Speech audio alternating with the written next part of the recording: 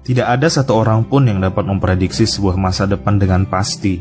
Masa depan adalah sebuah misteri yang tentu memiliki rahasia tersendiri.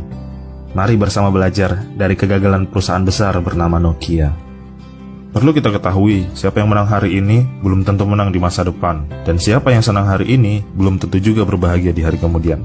Mungkin inilah yang terjadi pada sebuah perusahaan bernama Nokia. Sebagian kita tentu tidak asing, terutama generasi yang lahir di tahun 80-90-an. Kita pasti pernah mendengar betapa bangganya ketika kita memegang HP Symbian milik Nokia. Terlebih ketika konsol game PlayStation masih sulit dijangkau, HP N-Geek masih menjadi primadona untuk main game. Semua mas counter nyuruhnya beli Nokia pokoknya. Nokia didirikan pada tahun 1865 di Finlandia. Perjuangan panjangnya lebih dari 100 tahun dinyatakan selesai ketika pada tahun 2013 bertekuk lutut di tangan Microsoft. Nokia telah diakuisisi oleh Bill Gates dan kawan-kawan. Jika dilihat ke belakang, terdapat 3 fase transformasi bisnis Nokia selama kurang lebih 100 tahun.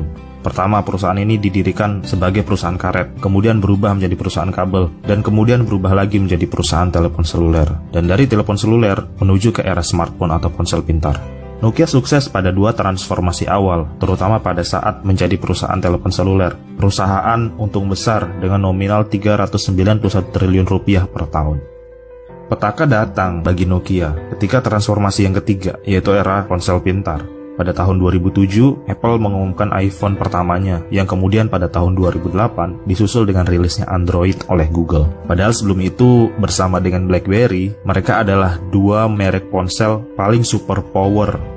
Keadaan berubah drastis, pasar mulai tidak tertarik dengan Nokia. Bahkan menurut survei yang dilakukan Jia dan Yin dalam jurnalnya analisis penurunan Nokia dari perspektif pemasaran, bahwa saat itu pengguna Nokia akan beranjak mengganti ponsel mereka dengan Samsung, yaitu sebanyak 35%, Apple 16%, Huawei 14%, dan sisanya ponsel lain. Sedangkan pengguna yang memilih bertahan hanya pada angka 6%. Nokia makin kalap. Menurut Puji Astuti, studi tahun 2014, laba Nokia turun drastis dalam rentan waktu 2007 hingga ke 2011, sehingga menyebabkan rasio ROI dan ROA-nya berubah dari yang semula positif di tahun 2007 menjadi negatif di tahun 2011. Dalam sebuah jurnal lain karya Balodia dan Profesor Sagotia, setidaknya ada 7 hal yang menyebabkan kegagalan perusahaan Nokia. Yang pertama, Nokia tidak bergerak cepat. Ketika Apple sudah memperkenalkan layar sentuh di iPhone pada tahun 2007 dan juga ekspansi Samsung yang bertaruh dengan Android, Nokia nyaris tidak melakukan lompatan besar. Mereka bertahan dengan OS Symbian yang memang telah memberikan hasil besar dalam waktu yang lama untuk mereka. Alasan yang kedua, mereka terlalu puas diri. Sebagai pemimpin pasar lebih dari 1 dekade, Nokia merasa masih biasa saja dengan pesaing yang lain. Tidak merasa bahwa akan ada ancaman serius dari pesaingnya. Mereka tetap pede dengan posisi perusahaan sebagai raja ponsel waktu itu.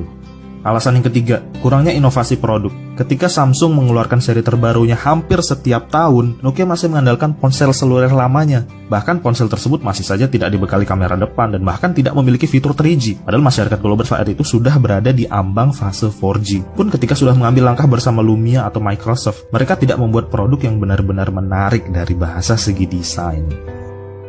Alasan keempat, kegagalan Symbian dan kesalahan sebuah keputusan. Symbian tidak benar-benar diterima pasar karena Symbian adalah sistem yang tertutup, di mana tidak memberikan celah bagi para pengembang untuk masuk ke sistem yang ada di dalam Nokia.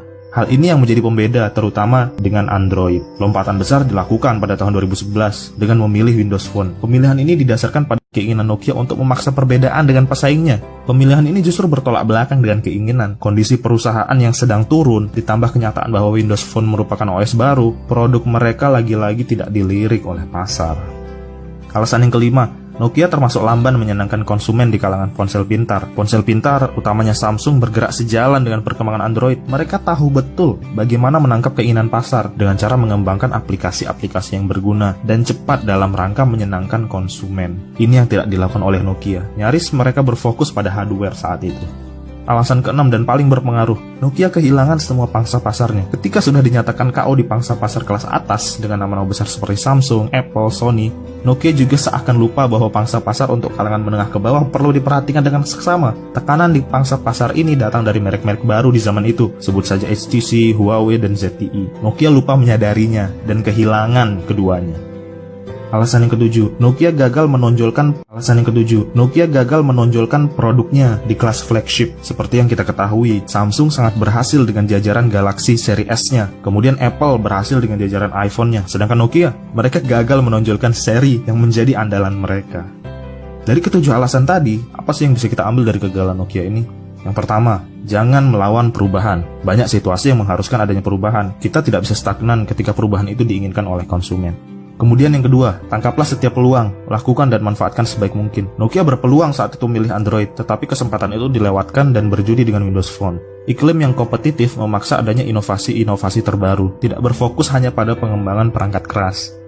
Dan yang terakhir, jika Anda adalah penguasa pasar, Anda harus mempertahankan posisi, layaknya bermain sepak bola, menyerang dan bertahanlah secara seimbang.